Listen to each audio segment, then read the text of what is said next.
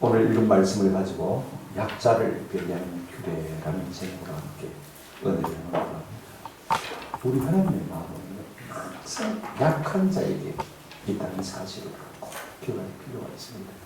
세상에서 가장 불쌍한 부류의 사람이 누구냐면 외국인들이 나그네인 사람, 그 다음에 고아, 우리 하나님은 지난 시간에 내가 나그네를 사랑합니다, 내가 고아를 사랑합니다, 내가 과부를 사랑한다 라고 말씀하신 것을 볼 수가 있습니다. 그런데 이런 세상적인 약자들을 우리가 무시하는 것은요, 이런 사람을 사랑하시는 하나님을 무시하는 것이 되는 것입니다.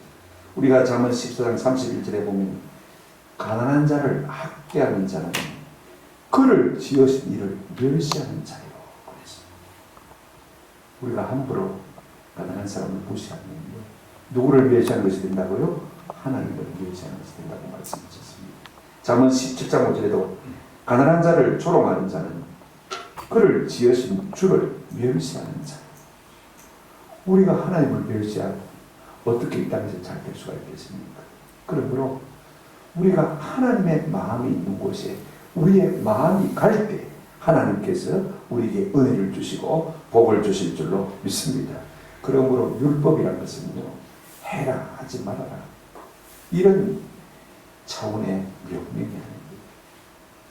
내가 이런 하나님이다, 하나님의 마음을 우리에게 보여주시고 그 마음을 하나님이 담기를 원하시는 것을 우리가 볼 수가 있습니다.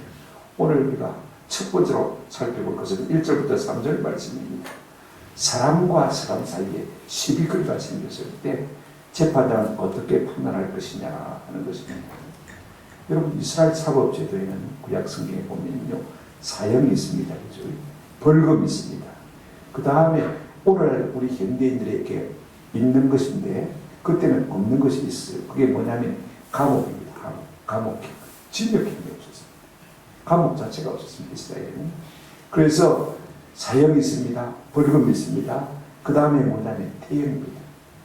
죄를 지은 사람을 때려서 죄값을 지게 것을 볼 수가 있습니다. 오늘 1절 보시기 바랍니다.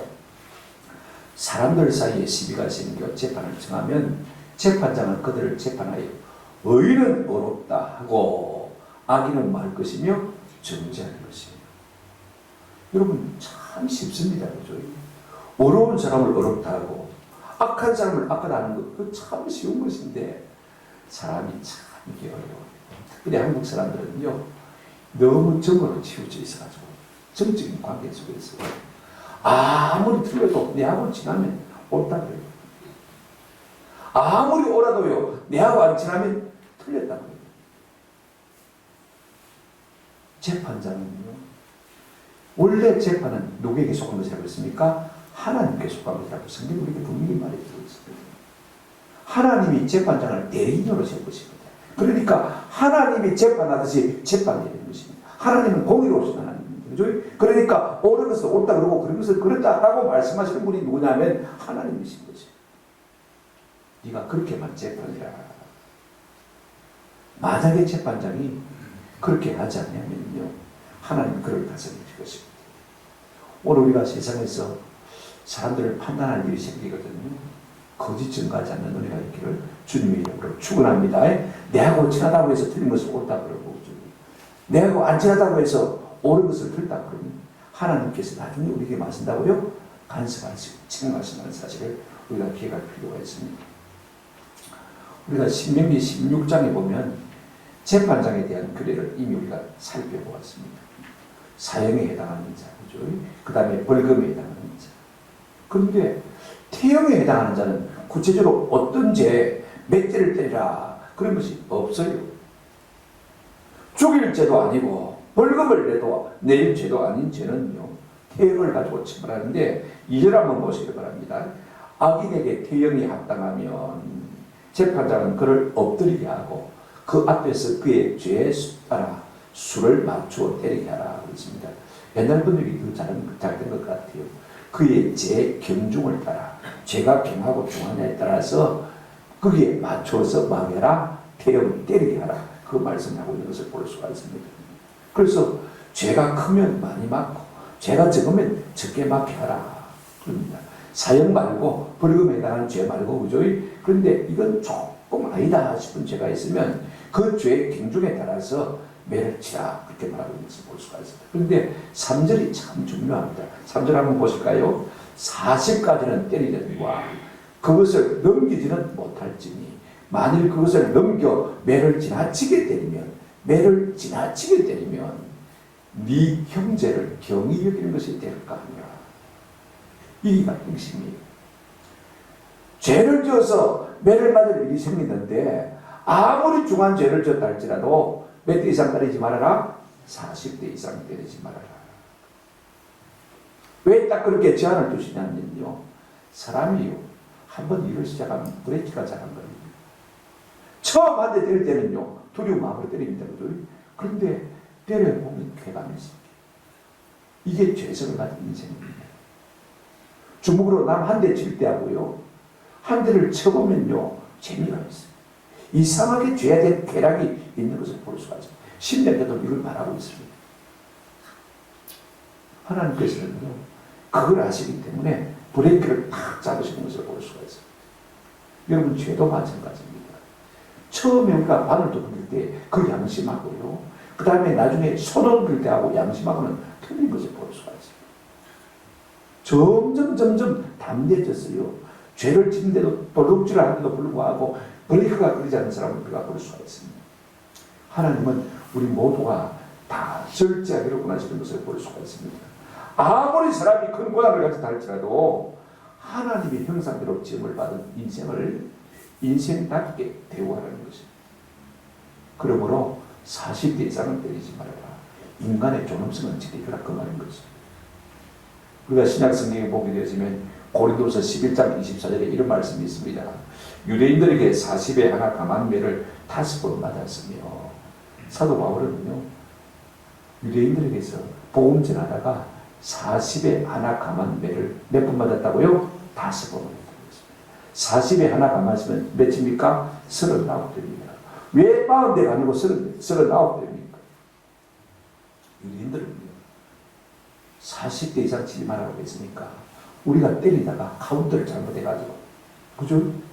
40을 넘어버리면 내가 하나님의 법을 어기게 되는 것입니다. 그죠? 그래서 조심하더라고 39대까지는 항상 때린 것을 볼 수가 있어요. 이거는 잘하는 것인 것 같아요. 조심하더라고 40대를 때리지 아니하고 몇 대를 때린다고요? 39대를. 왜냐하면 재다 보면 카운트를 잘못할 수가 있으니까 말입니다. 왜 하나님께서 그렇게 하라고 말씀하셨느냐? 3절 끝에 보시면 이렇게 말하고 있습니다. 만일 그것을 넘겨 매를 지나치게 때리면 네가 누구를요? 네 형제를 뭐 하게 되는 것이라고요? 경히 여기게 되는 것이 될까 하더라. 여러분 형제라고 했습니다. 이 말이 참 중요해요. 우리가 다 죄를 지었거나 안 지거나요 하나님 앞에서 다 형제, 하나님의 형상으로 지음을 받은 형제인 것입니다. 이것이 하나님의 공인 것을 볼 수가 있습니다. 죄를 지었다고 해서 사람을 개편해서 해라, 사람으로 여기지 말아라, 그런 말씀이 아닌 것입니다. 비록 죄를 지었습니다. 그는 하나님의 형상대로 지음을 받은 우리의 뭐라고요? 형제다. 하나님은 죄에 대해서 마땅히 판단하기를 원하십니다. 죄를 죄라고 말하기를 원하십니다. 그러나 죄는 마땅히 심판받아야 되지만은 죄를 지은 사람에 대해서는요 사람 대우를 해주는 것입니다. 왜냐하면 하나님의 형상대로 지음을 받은 우리의 형제이기 때문에 그런 것입니다. 동일한 인간들에게서 동일하게 사람 취급을 받지 못하면요 사람이 얼마나 비참해지겠습니까? 얼마나 낙심되겠습니까? 얼마나 죽고 싶겠습니까? 그죠? 우리가 그렇게 조심해야 됩니다. 창세기 3장을 보게 되어지면 이제 하와가 뱀의 유혹을 받았어요. 스라가를 따먹고 그의 남편 아담에게도 주지 않습니까? 그죠? 그때 하나님께서 죄를 벌하신 것을 볼 수가 있습니다. 뱀에게 하나님께서 뭐라고 저주하셨습니까? 이제 네가 배로 키워다니는 그 다음에 흙을 먹고 살 것이다. 그렇게 말씀하셨습니다. 그런 다음에 사단에게는 뭐라고 하셨습니까? 이제 뱀 속에 사단이 들어가서 사단이 공략을 했거든요. 사단에게 하나님 벌을 나가시는 걸 볼 수가 있습니다. 3장 15절에 보면 내가 너로 여자의 원수가 되게 하리라. 내 후손도 여자의 후손과 원수가 되게 하리니 여자의 후손은 네 머리를 상하게 할 것이다. 앞으로 남자 없이 여자를 통해서 오실 예수 그리스도 그가 오시면 사단 내 머리를 박살낼 것이라고 하나님께서 말씀하신 것을 우리가 볼 수가 있습니다. 그런가 하면 하와에게도 하나님께서 불러주셨어요. 우리가 3장 16절에 보시면 또 여자에게 이르시되 내가 네게 임신하는 고통을 크게 다하리니 네가 수고하고 자식을 낳을 것이다. 여러분, 자식을 낳을 때 고통 없이 나면 얼마나 좋아요. 그런데 네가 수고하고 자식을 낳을 것이다. 이것이 죄를 범한 죄의 대가인 것을 우리가 볼 수가 있습니다. 그 다음에 너는 남편을 원하고 남편은 너를 다스릴 것이다. 남편의 지배 아래 있을 것을 말하고 있는 것을 볼 수가 있습니다. 왜 아내가 남편에게 매이는 것입니까? 다 죄의 대가인 것입니다. 그러면 남자는 무슨 말을 받았냐? 17절부터 보시면요, 굉장히 깁니다. 사실은 하와가 다 먹었거든요. 그런데 벌은요, 아람이 훨씬 더 많이 받은 것을 볼 수가 있습니다. 왜냐하면 말씀을 먼저 받은 사람이 누굽니까? 아담이 받았거든요. 하와에게 말씀대로 바로 안 가르쳤거든요. 그래서 하가 신족하게 만들었으니까 네가 가장이니까, 네가 때리니까 네가 책임을 져라. 그래서 17절부터 보시면 이렇게 말씀하고 있습니다. 아담이 이르시되 내가 네 아내의 말을 듣고 내가 네게 먹지 말라는 나무의 열매를 먹었은즉 땅은 너로 말미암아 뭘 받고요? 저주를 받고. 여태까지 옥토가 아니라는 것입니다. 그래서 네 평생에 수고하여 그 소사를 먹으리라. 그 다음 말씀이 더 구체적입니다. 18절을 보실까요? 땅이 네게 가시덤불과 은근키를 낼 것이라. 내가 먹을 것은 밭의 채소인지. 여러분, 시골에서 농사를 지어보면 알 것이거든요. 이제 4, 5, 6 장마기가 다 오기 시작하면요, 이 농사 짓는 사람은 불과의 전쟁입니다. 얼마나 힘든지 모르겠어요. 요즘은 제초제가 있어서 조금 도움이 됩니다만 그것도 계속 뿌리면요, 땅에도 안 좋고 사람 몸에도 안 좋은 것을 농부들도 다 잘 알고 있습니다. 그러니요, 풀과 은근키가 나가지고 온통 잡도로 뒤엉켜버리면요, 그 재가는 일이 얼마나 수고롭습니까? 곡식 좀 먹기 위해서, 채소 좀 먹기 위해서 말이에요. 19절에 보면 더 귀한 말씀, 더 중요한 말씀이 있습니다. 내가 흙으로 돌아갈 때까지 얼굴에 뭘 흘려야 된다고요? 땀을 흘려야 먹을 것이. 네가 그것에서 체함을 입었습니다. 너는 흙으로 돌아갈 것이다. 이게 중요한 것이 무엇이냐면 네가 고생하고 살아야 겨우 네 가정을 건설할 것이다. 남자는 죽도록 일해야 된다는 것입니다. 이게 남자의 주신 법입니다. 공의 하나님은요, 죄를 지은 인생에는 반드시 죄를 벌하시는 것을 볼 수가 있습니다. 그러나 그 다음 말씀 보시면 21절에 참 놀라운 말씀이 나온 것을 볼 수가 있습니다. 하나님이, 여호와 하나님이 아담과 그의 아내를 위하여 무슨 옷을요? 가죽옷을 지읍니다. 뭐 하려고 옷을 지읍니까? 이제 그들이 부끄러워서 깨닫게 자리거든요. 그래서 모아가 입으로 치마를 만들고 엮어서 입습니다. 얼마나 오래 가겠습니까? 한나절 지나고 나면요, 바짝 말라서 바스락바스락 깨집니다. 그 인생을 죄인이지만은, 죄는 불하지만은 사람을 불쌍히 여기사 가죽옷을 지어주는 것을 우리가 볼 수가 있습니다. 하나님 분명히 죄를 미워하십니다. 그럼에도 불구하고 죄인된 인생을 불쌍히 여기시는 하나님이신 것을 볼 수가 있습니다. 제가 말씀드리고 싶은 것은요, 단순히 율법이 해라 하지 말라 그런 것입니다. 하나님의 성품을 못한지를 우리에게 보여주고 네가 그 성품을 좀 닮았으면 좋겠다. 우리가 성령 충만하면요, 하나님의 마음이 우리 가운데 임하면요, 저절로 율법을 지키게 되죠.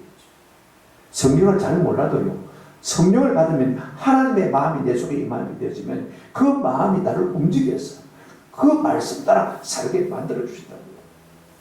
우리가 성령 충만할 때 가장 하나님을 닮는 은혜가 있게 될 줄로 믿습니다. 그러므로 교회는 이 두 가지를 꼭 깊이 생각해야 됩니다. 죄는 반드시 뭐 해야 됩니까? 책망해야 합니다. 그러나 죄인들은 뭐 해야 됩니까? 불쌍해야 됩니다. 아이고, 저희니까 예수 믿으면서도 지절을 지어야 됩니다. 아유, 입이 막 가까이 올라 더럽다, 겁난다. 그렇게 하면 안 된다는 것이죠. 죄에 대해서는 반드시 벌을 줘야 되지만, 그러나 죄인된 인생은 우리가 불쌍히 보듬어주고 안아주고 고쳐주고 치료해주고 하나님의 마음을 품고 불쌍하리라 이렇게 말하고 있는 것이 오늘 1절부터 3절에 되어 있는 것입니다. 그 다음에 우리가 4절 한번 보십시오. 두 번째, 곡식 뜨는 소에게 망을 씌우지 말라 이렇게 말씀하고 있습니다. 4절 한번 같이 읽어보실까요? 시작. 곡식 뜨는 소에게 망을 씌우지 말지니라. 곡식 뜬다는 말은 탈곡한다는 말인데, 그죠? 옛날에 여러분 우리도 이제 옛날 맷돌에 곡식을 깔아놓고, 그죠? 이제 소가 옛날 맷돌을 돌리면 그 옛날 맷돌이 돌 때마다 곡식이 부서지면서, 그죠? 타작이 되지 않습니까? 유대인들도 타작마당이 있었습니다. 둥그렇게 씨름반처럼 타작마당을 도톰하게 만들어 놓습니다.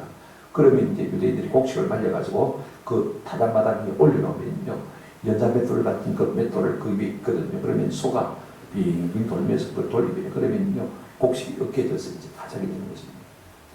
자, 여러분 지금 열심히 소가 뭐 하고 있습니까? 연자 맷돌을 돌려서 곡식을 떨고 있습니다. 그죠? 곡식을 탈곡하고 있단 말입니다. 타작을 하고 있단 말입니다. 여러분, 농부의 마음이 굉장히 기쁠 때가 언제입니까? 추수 때입니다. 왜냐하면 부자가 된다. 이제는 쌀을 탈곡해서, 그죠? 보리를 탈곡해서 거듭히 재워놓으면요, 얼마나 든든한지 모릅니다. 저도 기름만 당기고 나면요, 이제는 한 주를 쓸 수 있겠구나. 기분이 참 좋아. 진짜 한번 생각해 보십시오. 조금만 딸랑딸랑하면 좀 불안해요. 지금 딸랑딸랑한데 내일 새끼도 마치면 넣어야 되겠다 싶은 생각을 하고 있습니다. 근데 뭐든지요, 가득하면 참 마음이 영광하거든요. 그런데 지금 소가 뭐 하고 있습니까? 곡식을 떨고 있지 않습니까? 타작을 하고 있거든요. 그때 지도 입이 있는 거죠. 먹고 싶습니다. 그때 하나님께서 뭐라고 말씀하셨습니까? 소의 입에 뭘 씌우지 말아라? 망을 씌우지 말아라. 농사지은 공부도 할 겁니다. 그죠? 농을 시킬 때 소에다가 뭘 씌웁니까? 집으로 엮어 망을 씌웁니다. 왜냐하면 소는 자꾸 갈다가 말입니다. 풀 굽는다고 엉뚱한 데로 가버리거든요. 그리고 일도 더디게 되어지면 안 되니까 입을 탁 막아버리는 것을 볼 수가 있습니다. 성경이 그렇게 하지 말라 그렇게 말하고 있습니다. 그런데 그러면 이 말씀이 단순히 소를 위한 말씀이냐? 사도 바울은 신약 성경에서 두 곳에서 이 말씀을 인용하고 있는 것을 볼 수가 있습니다. 영적으로 해석하고 있습니다. 고린도전서 9장 9절에 한번 보시면 됩니다. 모세의 율법에 곡식 밟아 뜨는 소에게 망을 씌우지 말라 기록하였으니 하나님께서 어찌 누구를 소들을 영위하십니다. 소를 두고 말하는 자라는 것입니다. 하나님의 일을 하는 사람을 영위해서 하나님의 일을 하는 사람은 그 일로 말미암아 먹고 살 것이다. 이 말씀을 하시기 위해서 이 말씀을 주신 것이라는 것입니다. 한 곳 더 나옵니다. 디모데전서 5장 18절입니다. 조금 구체적으로 나오죠. 성경에 일러서되 곡식을 밟아 떠는 소의 입에 망을 씌우지 말라 했고, 오늘 본 말씀인데요. 그런데 그 말씀의 의미가 무엇이냐? 또 일꾼이 그 삭슬 받는 것이 마땅하다 하였느니라 그렇게 말하고 있습니다. 여러분, 목사가 교회를 하면서 당연히 교회에서 사례를 받아서 먹고 사는 것이 마땅하죠. 그러나 목사만 그런 것이 아닙니다. 우리가 다 세속적인 집을 가지고 있고, 그죠? 그러면서 참 짬을 내가지고 애써서 피곤한데도 불구하고 주의 일에 봉사할 때 하나님께서는요, 반드시 갚아주실 것을 말씀하시기 위해서 이 말씀을 하고 있는 것을 볼 수가 있습니다. 하나님 봉사하신 분이에요. 하나님의 나라와 의를 일할 때에 하나님은요, 그 일하는 사람의 입에 망을 씌우지 않는 하나님이십니다. 아멘. 이거 우리가 꼭 필요하죠. 내가 무슨 봉사를 한다고 했더니 괜히 내가 손해본 것처럼 여러분 위에 한 마디가 나와가지고 비죽거리지 않는 은혜가 있기를 주의 이름으로 축원합니다. 소의 입에 뭘 씌우지 말라고요? 망을 씌우지 말라. 네가 그 봉사하는 것을 먹는 것이 마땅하다는 것입니다. 하나님께서는 우리에게 먹을 것을 주시겠다고 말씀하고 있습니다. 단순히 목회자에게만 하는 말씀이 아니에요. 우리가 주의 일을 위해서 봉사할 때 당장은 아니라도 하나님께서 갚아주시겠다. 이 약속을 우리에게 주고 있는 것을 볼 수가 있습니다. 그러므로 우리가 하나님의 일을 할 때 억지로 하지 마십시오. 한번 합시다. 넉넉하게. 우리가 구약 성경에 보면 성소의 세겔대로라는 말이에요. 네가 하나님 앞에 드릴 때는 성소의 세겔대로 드리라. 이게 무슨 말이냐면요, 일반 세겔은 11g입니다. 동전이 똑같은 세겔 동전인데 그람 수가 말입니다. 동으로 된 그람 수가 11g입니다. 11g 하면 여러분 어떤 거 나간지 모르겠죠, 그죠? 라면 많이 끓여 드시죠, 그죠? 라면 스프 있지 않습니까? 스프가 11g입니다. 그게 세겔 하나는 뭐냐면 꼭 스프 하나 묵게 되는 그런 동전. 그게 통용되는, 일반적으로 통용되는 동전의 그람 수가 11g입니다. 그런데 놀랍게도요, 성전에서 쓰는 세겔은 조금 다르다. 22g입니다. 그럼 몇 배가 되죠? 2배가 되는 것입니다. 뭘 그렇게 시사하고 있냐면 인색하게 하지 말라는 것입니다. 하나님 앞에 2배나 풍성한 거예요. 그래서 고린도후서 9장 10절 말씀에 보면 이런 말씀이 있습니다. 각각 그 마음에 정한 대로 할 것이요, 인색함으로나 뭐하지 말고 억지로 하지 말지. 하나님은 즐겨내는 자를 말씀인데라 사랑하십니다. 헌금도 그렇고요, 주님 앞에 봉사도 그렇습니다. 못마땅해가지고 억지로 어쩔 수 없이 코앞에 나온 사람처럼 그렇게 하지 말라는 것입니다. 유황에 하는 것도 넉넉하게 감사한 마음으로 풍성한 걸 하나님 앞에 드리면요, 소의 입에 망을 씌우지 말라고 하신 하나님께서 우리가 수고한 모든 대가에 마실 것이다, 갚아주실 것이다 약속을 하고 있는 것을 볼 수가 있습니다. 그 믿음으로 우리가 주의 일을 하시는 은혜가 있기를 주님의 이름으로 축원합니다. 지금 당장 돈을 받습니다. 지금 당장 밥이 생기는 아닙니다. 세상 사람들은 교회 나가면 밥이 생기나 돈이 생기나 그러지만요, 저는 경험하고 있습니다.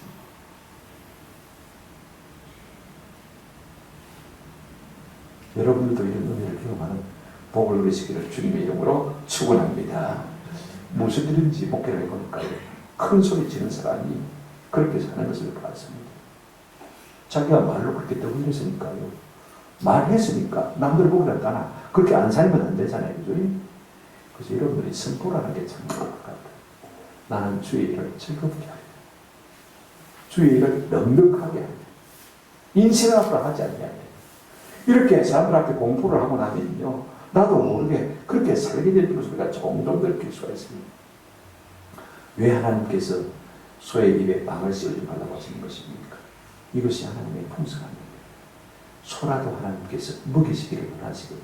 하물며 하나님이 지으신 하나님의 사람들은 내가 먹이지 않겠느냐, 이 말씀이 이 속에 들어있는 것을 볼 수가 있습니다. 우리가 창세기 1장에 보면 하나님께서 사람을 자기 형상과 모양대로 특별하게 만들지 않습니까? 그죠? 무엇 때문에 형상과 모양대로 특별하게 만드는 것입니까? 일을 시킵니까? 삶을 주십니까? 아담과 하와의 삶이 무엇입니까? 하나님이 지으신 에덴 동산을 만든 것입니까? 관리하는 것입니다. 하나님의 뜻대로 잘 관리하면요, 하나님께서 6가지의 복을 주실 것입니다. 제일 첫째 날에 뭐가 있어야 했습니까? 빛이 있어요. 하나님이 지으신 자연 만물을 잘 관리하고 에덴 동산을 잘 다스리면요, 하나님께서 그 하나님의 영광의 빛을 주실 것입니다. 그렇지 않으면 그 영광의 빛을 거두어갈 것입니다. 우리 영혼에 얻어놓을 것입니다. 그러나 우리가 하나님이 맡기신 사명을 잘 감당하면요, 우리의 심령에 하나님의 영광의 빛이 충만하게 나타나는 은혜를 누리게 될 줄로 믿습니다. 둘째 날에는 뭘 만드셨습니까? 공창 위의 물과 공창 아래의 물을 만드신 것을 볼 수가 있습니다. 우리가 하나님의 주신 사명들을 잘 감당하게 되시면요, 이 공창 위의 물과 공창 아래의 물이 우리를 유익게 합니다. 그러나 그렇지 않을 때는 홍수가 났어요. 우리를 심판하는 도구로 쓰임받아 주시다는 사실을 우리가 기억할 필요가 있습니다. 셋째 날에 만드신 것이 무엇입니까? 풀과 씨 만든 채소 아닙니까? 우리가 하나님의 사명을 잘 감당하면 이것이 우리에게 넉넉할 것이지만은요, 많이 주시면 풍년이 되지만은 적게 주시면 뭐가 됩니까? 흉년이 됩니다. 우리 어머니가 늘 그래요. 와, 그래 양파가 세 비싸노? 아, 양파 말고 그냥 대파 값이 되겠습니다. 나는 우리 어머니만 그러지 않지. 교회 오다 보니까 시장에 아줌마들이 이 파를 사는데 왜 이리 비싸요? 왜 이리 비싸요? 다들 그러더라고. 제가 뭐 물가를 합니까? 그죠? 여러분, 우리가 하나님 주신 사명 잘 감당하면요, 하나님께서 이 심에 있는 채소들도 풍성하게 해주실 것이고, 풍성하게 해주시면 풍년이 될 것이고, 적게 주시면 흉년이 될 것이고, 그에 따라서 갚아주시는 것입니다. 여러분, 내 대가를 만드신 것이 무엇입니까? 해, 달, 별입니다. 우리가 사명 잘 감당하면 해와 달과 별이 우리에게 참 이로움을 줄 것이지만요, 그렇지 않으면 해와 달과 별이 우리에게 해가 될 것입니다. 요한계시록에 보게 되지만 앞으로 해와 달과 별이 흔들린다고 했습니다. 그죠? 별들이 떨어진다고 했습니다. 그런 일들이 앞으로는 아마 비일비재할 겁니다. 이거 우리가 못 만날 일을 만난 것처럼 생각하면 안 됩니다. 코로나 이것도 마찬가지예요. 그렇지 않습니까? 그러니까 우리가 주신 사명 감당하면 이것들이 우리에게 유익이 되지만, 그렇지 않으면 우리에게 해가 된다는 것입니다. 또 뭘 만드셨습니까? 짐승을 만드셨죠. 예수들 말이죠. 우리가 주신 사명 잘 감당하면요, 이 짐승이 우리 유익이 되지만, 그렇지 못하면 이것이 우리에게 피해를 줄 것입니다. 또 예수들 누굴 만드셨습니까? 사람을 만드신 것을 볼 수 있습니다. 우리가 주신 사명 잘 감당하면 사람이 내게 고인이 될 것이고, 내게 구속자가 될 것이고, 내게 유익을 줄 것이지만요, 그렇지 않으면 사람이 원수가 될 것입니다. 사람 막대기와 인생 채찍으로 너희를 징치한다. 그 사람이 자꾸 나를 치는 막대기가 되고 채찍이 된다는 말씀입니다. 우리가 이걸 아세요. 그러나 우리가 주신 사명 잘 감당하면 소의 입에 뭘 씌우지 말아라? 망을 씌우지 말아라. 어찌 소를 비란 말씀입니까? 내가 풍성한 대로 내게 갚아주겠다는 약속인 것입니다. 이 복을 주시는 것입니다. 왜 이 복을 주시는 것입니까? 사명 감당하라. 여러분, 사명 속에요, 내가 생각지도 못한 복이 담겨 있습니다. 아멘. 여러분, 장로, 목사, 집사, 권사, 교사, 성가대원 사명을 잘 감당하십시오. 대충 하지 않냐고요.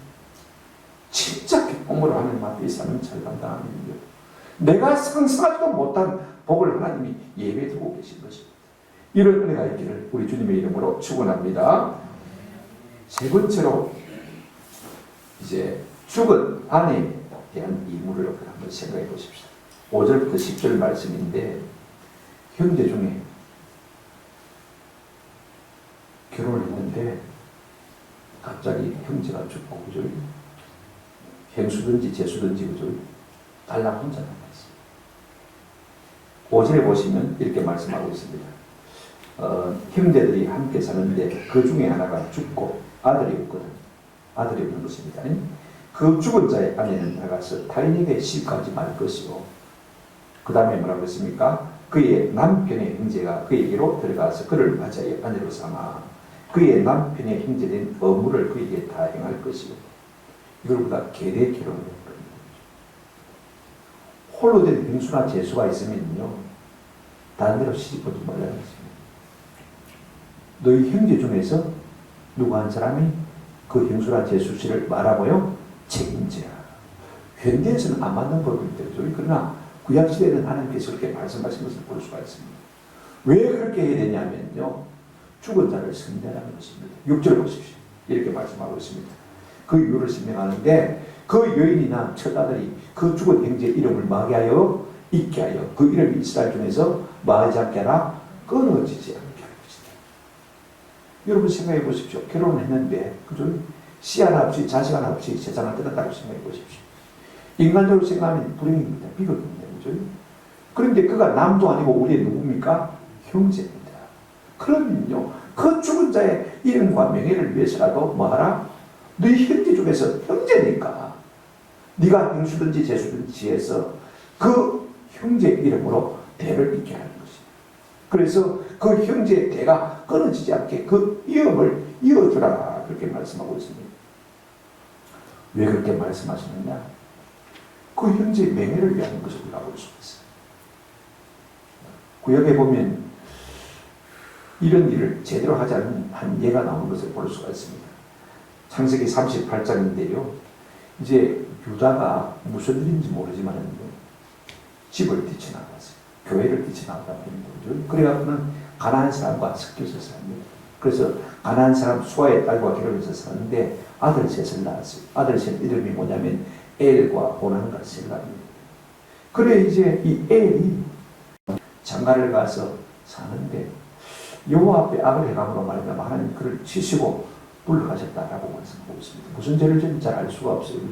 그래서 아들을 낳지 못하고 이제 엘이 죽었습니다. 그러니까 아버지 유다가요, 야야 둘째 오난 보고 네가 들어가서 대를 좀 이어주라. 그랬더니 이 오난이 말입니다. 형수를 취하던 채 자기 형님의 부인을 이제 형님이 죽고 없으니까 자기가 취합니다. 아내를 삼습니다. 그런데 땅에다가 설정해버린 것을 볼 수가 있습니다. 아이를 안 낳겠다는 것입니다. 왜 그런 짓을 하냐면요, 이런 논리입니다. 자 보십시오. 만약에 형수를 통해서 이 오난이 아들을 낳으면 장자권이 누구에게 돌아갑니까? 자기에게 온 것이 아니라 형수가 나, 그죠? 지금 자기 아내 된 사람이 나 그 아들에게로 장자권이 가고 있는 거. 아들을 결혼해서 살아도 안 낳아주면 장자권이 누구에게 옵니까? 자기에게 오는 거. 굉장히 이기적이고 교만한 방법으로요, 하나님 앞에서 악을 행하는 것을 볼 수가 있습니다.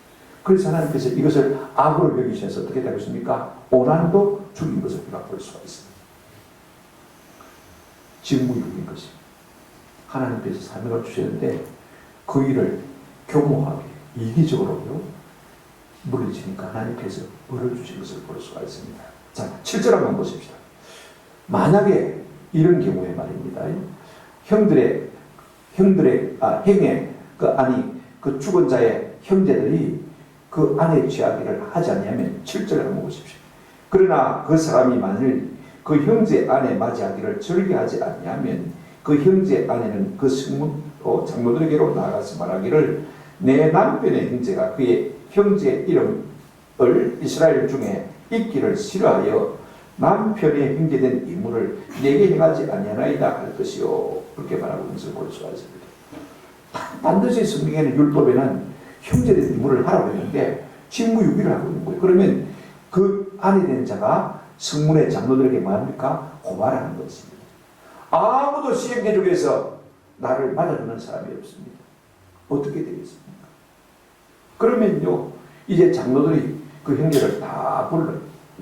8절 보시기 바랍니다. 그 성읍 장로들은 그를 불러다가 말할 것이며 그가 이미 정한 뜻대로 말하기를 내가 그 여자를 맞이하기를 맞이하냐노라 절개하지 아니한다. 나는 아무것도 안 되겠습니다. 나는 다른 여자 좋아합니다. 못하겠습니다. 내가 손해입니다. 안 할랍니다. 그럴 때 장로들 앞에서 못하겠다 그러면 어떻게 됩니까? 그 다음 성경 보십시오. 9절 보시기 바랍니다. 그의 형제 아내가 여자가 장로들 앞에서 그에게 나가서 그 형제에게 나가서 그의 발에서 뭘 벗기고요? 신을 벗기고 그 다음에 말하고 있습니까? 그의 얼굴에 뭘 받으라고요? 침을 하고 침을 그 다음에 뭐라고 했습니까? 그의 형제의 집을 채우기를 절개하지 않냐는 자에게는 이같이 할 것이라 하고 그 다음에 뭐라고 했습니까? 10절 이스라엘 중에서 그의 이름을 신벗김 받은 자의 집이라 부를 것이라 그렇게 말한 것을 볼 수가 있습니다. 장로가 와서 권면을 해도 안 들으면요 그 여자가 장로들 앞에서 그 형제의 신발을 벗기는 것입니다. 여러분 왜 신발을 벗기냐면 구약 성경에요 자기의 마땅한 권리를 갖다가 포기하거나 이양하거나 양도할 때 신발을 벗기는 것을 볼 수가 있습니다. 여기는요 형제의 집 있기를 세우기를 포기하는 것을 말하는 것입니다. 그래서 신발을 벗기는 것입니다. 당신이 포기하면 그래서 얼굴에 침을 뱉고 징표를 주고 그 형제의 집을 뭐라고 대문짝에다 써붙일지 모르겠습니다만 낙인을 찍겠죠. 그죠? 신벗김 받은 자의 집이라 부르라. 오난이 그런 사람이었습니다. 그래서 하나님 그를 저주하시면서 볼 수가 있습니다. 근데 정반대의 일이 있습니다. 룻기스를 보게 되어지면요 이제 나오미가 저 모압 땅에 이민을 갔다가 거지가 돼서 돌아옵니다. 남편이 있고 두 아들이 있고 두 며느리를 얻었는데 한 며느리는 그냥 머물고 룻이라는 며느리가 어머니의 하나님이 되고 어머니의 하나님이 나의 하나님이 되고 그러면서 쫄쫄쫄쫄 따라왔습니다. 다 팔아먹고 이민 갔다가 다시 왔는데 베들레헴 고향 땅에 왔지만 자기 땅이 있습니까? 농사질 땅이 있습니까? 아무도 없습니다. 마침 출세되어서 왔기 때문에 이제 남의 집에서 이삭을 주워 먹고 살고 있습니다. 근데 이스라엘에는 이 고엘 구속자 제도가 있습니다. 구속자를 갖다가 고엘이라고 부르거든요. 근데 그 사람이 그를 이제 대부가 되고 대모가 되어서 도와주도록 되어 있습니다. 세 가지 조건이 있어야 고엘이 될 수가 있습니다. 첫째, 가장 가까운 친족이에요. 두 번째, 유력해야 됩니다. 지가 개뿔도 없이 어떻게 도와줄 수 있습니까?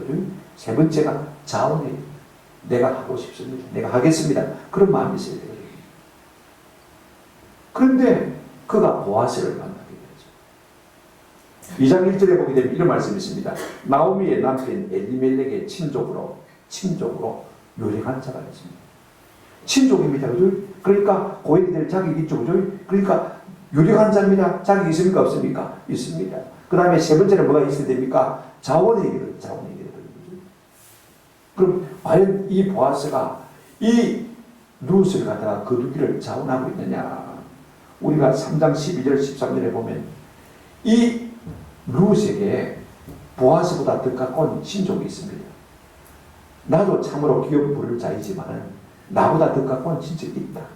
먼저 그에게 한번 물어보고 만약에 그가 하지 않으려거든 내가 기꺼이 내가 너를 위해서 물려주겠다.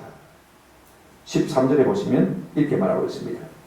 만일 그가 기업 물을 자의 책임을 네게 이행하기를 기뻐하지 아니하면 여호와께 사심을 두고 맹세하노니 마지막 끝에 보면 이렇게 말하고 있습니다.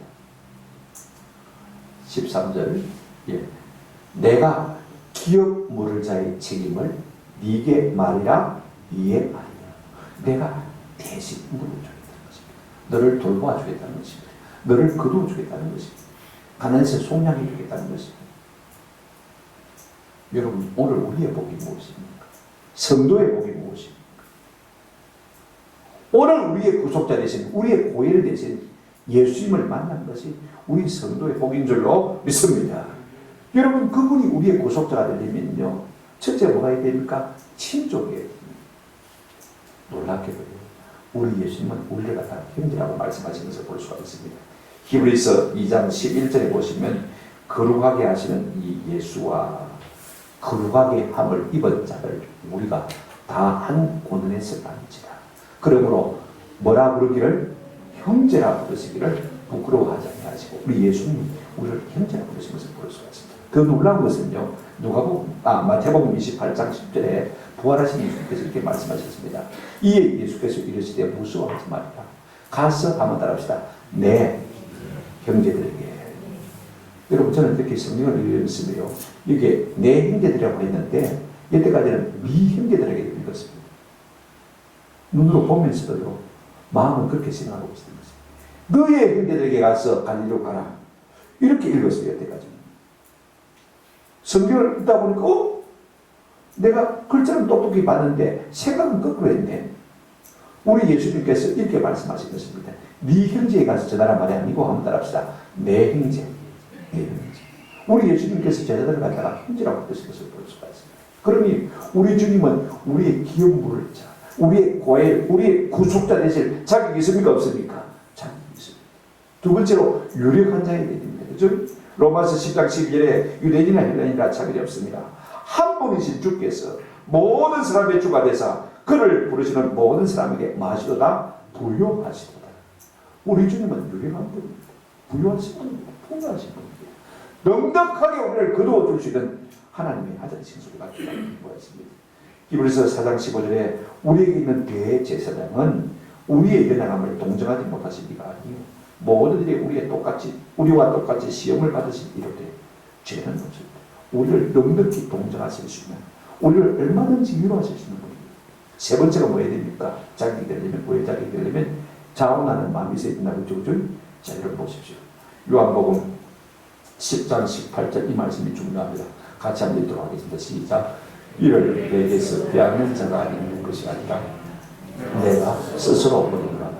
나는 버릴 권세도 있고 다시 얻을 권세도 있으니 이 계명은 내 아버지께서 받아노라 하시니라. 나는 내 목숨을 너희를 위해서 스스로 만다 버립니다. 우리 주님은 자원하셨어요. 우리 대신 십자가를 져주신 거죠.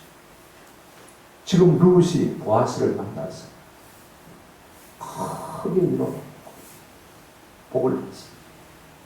오늘 우리의 고혈은 누구십니까? 예수 그리스도. 그분을 만나서 우리가 참으로 구속함을 받은 것입니다. 우리의 복이 무엇입니까? 예수를 만나는 것입니다. 오늘 우리가 이런 고혈이 되어줘요. 내가 고혈이 되어준 것처럼 너희도 고혈이 되어줘. 구속자가 되어줘. 가난한 사람, 불쌍한 사람, 과부된 사람이 그런 네가 자원해서 좀 돌아봐주면 안 되겠나? 우리 주님께서 지금 그 말씀하고 있는 거죠. 이게 내 마음이에요. 말씀을 전해요. 여러분 율법은요 우리가 여태까지 자꾸 무겁게 생각했습니다. 그죠? 해라 하지 말아라 하고 하니까 마음에 짐이 됐습니다. 이 말씀 속에는 하나님이 어떤 분인지를 우리에게 말해주고 있는 것입니다. 하나님의 성품을 말해주고 있는 것입니다. 약자를 불쌍히 여기시는 하나님의 마음이 이 율법 속에 다 들어가는 것을 볼 수가 있습니다. 비록 죄를 지었을지라도 그 죄인을 불쌍히 여기시는 마음이 그 속에 있는 것을 볼 수가 있습니다. 비록 매를 맞지만은 그 사람의 체제에 존엄성은 지켜줘야 되니까 말씀하고 있는 것을 볼 수가 있습니다. 과부를 할지라도 자식이 없어서 불쌍하게 되었으면 네 형제 중에서 돌아보아줘야 되잖아요. 고향이 되어줘야 되잖아요. 오늘 우리는요 너무나 이기적이라서 우리의 형제마저도 돌아보지 않는 안타까운 참 우리의 마음속에 많습니다. 혈육의 형제도 우리가 잘 안 돌아옵니다. 하나님 기뻐하지 않는 것이. 우리 예수님은 우리를 위해서 고혈이 되어주셨습니다. 야고보서 2장 3절 말씀입니다. 긍휼을 행하지 않는 자에게는 긍휼 없는 심판이 있습니다. 긍휼은 심판을 이기고 마느니라 자랑합니다. 우리가 하나님 아버지의 마음을 가지고 우리의 사람들 주변 연약한 사람들 그죠? 비록 죄인이지만 자신도 얼마나 힘들겠습니까? 과부가 된 사람들 긍휼을 베풀 때 우리도 하나님 앞에 심판대에 설 때 주님의 자비와 긍휼을 믿는 은혜가 있게 될 줄로 믿습니다. 우리 자신을 위해서라도 우리가 이웃에게 긍휼을 베푸시는 은혜가 있기를 주님의 이름으로 축원합니다. 아멘.